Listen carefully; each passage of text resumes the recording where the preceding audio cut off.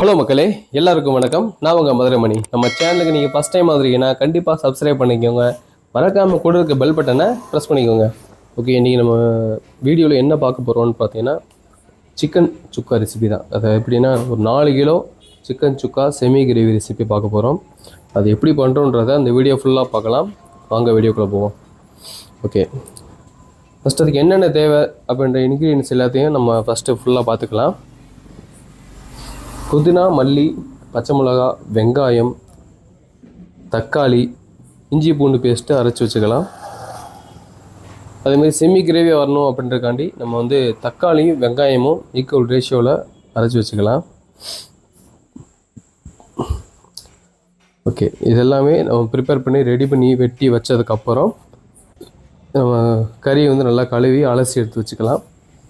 சின்ன சின்ன பீஸாக இருந்தாலும் சுக்காவுக்கு வந்து சூப்பராக இருக்கும். ஓகே, நம்ம சமையல் பண்ண ஆரம்பிக்கலாம். இப்போ பார்த்தீங்கன்னா சட்டியை வந்து அடுப்பில் வச்சுட்டு எண்ணெய் பார்த்திங்க அப்படின்னா ஒரு 1/4 லிட்ரு, அப்படி இல்லை அப்படின்னா 400 கிராம் எண்ணெய் ஊற்றினா தான் அந்த எசன்ஸ் வந்து கரெக்டாக வரும். அதில் வந்து பார்த்திங்கன்னா எண்ணெய் நல்லா காஞ்சதுக்கப்புறம் கல்பாசி, பட்டை, கிராம்பு அரைச்ச ஒரு பொடி, சோம்பு இது எல்லாத்தையும் போட்டு நல்லா வெடிக்க விட்டுடலாம். அதுக்கப்புறம் பார்த்திங்கன்னா வெங்காயத்தை மட்டும் உள்ளே கொட்டி நல்லா வதங்க விட்டுடலாம். நம்ம அது செமி கிரேவியாக கிடைக்கணும் அப்படின்னா நம்ம போடுற இன்க்ரீடியன்ஸ் எல்லாமே வந்து பார்த்திங்கன்னா நல்லா வதங்கி அது ஒரு கொலன்னு கிரேவி மாதிரி ஆகணும். அப்போ தான் அந்த கிரேவி எடுத்தோம்னு நம்மளுக்கு கிடைக்கும். ஓகே, அப்புறம் பார்த்திங்கன்னா பச்சை மிளகா போட்டு நல்லா கிண்டிக்கலாம். அடுத்து புதினா, மல்லி இந்த மாதிரி வரிசையாக போட்டால் தான் எல்லாமே ஆர்டர் படி கரெக்டாக வெந்துக்கிட்டே வரும்.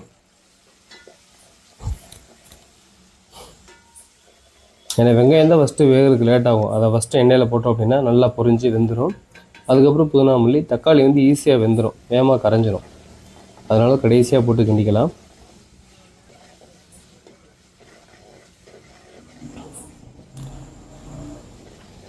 எல்லாமே நல்லா வதங்கி ஒரு 3/4 வேக்காடு அளவுக்கு நல்லா வதங்கி இருக்கிற மாதிரி ரெடி பண்ணிக்கிறணும். அதுக்கப்புறம் பார்த்திங்கன்னா இஞ்சி பூண்டு பேஸ்ட்டு இதையும் நல்லா போட்டு அந்த இஞ்சி பூண்டு பச்சை வாடை போகிற வரைக்கும் நல்லா வதக்கி வேக வச்சுக்கலாம். ஓகே, கொஞ்சோண்டு தண்ணி வந்து ஒரு 2 கிளாஸ் தண்ணி வந்து ஊற்றிட்டு அதில் வந்து மசால் பொடி போட ஆரம்பிக்கலாம். மிளகா பொடி, பெப்பரு, மல்லிப்பொடி, மஞ்சள் பொடி இதெல்லாம் போட்டு நல்லா கிண்டி விட்டுக்கலாங்க. நம்மளுக்கு கலர் வேணும் அப்படின்னா நம்ம கலர் ஆட் பண்ணிக்கலாம். புஷ் பவுட்ரு இல்லை இருந்தால் கேசரி பவுட்ரு அந்த மாதிரி இருக்கும் இல்லையா, அதை வந்து லைட்டாக ஆட் பண்ணிக்கலாம். ரொம்ப ஆட் பண்ணக்கூடாது.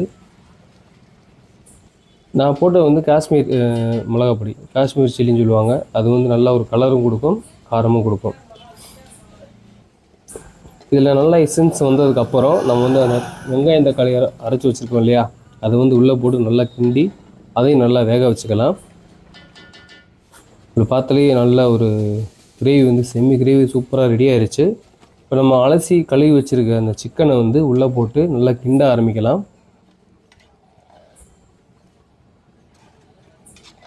ஓகே, இந்த மசால் வந்து சிக்கனில் எல்லா சைடும் ஃபுல்லாக ஒட்டுற மாதிரி நல்லா கிண்டி விட்டுக்கலாம்.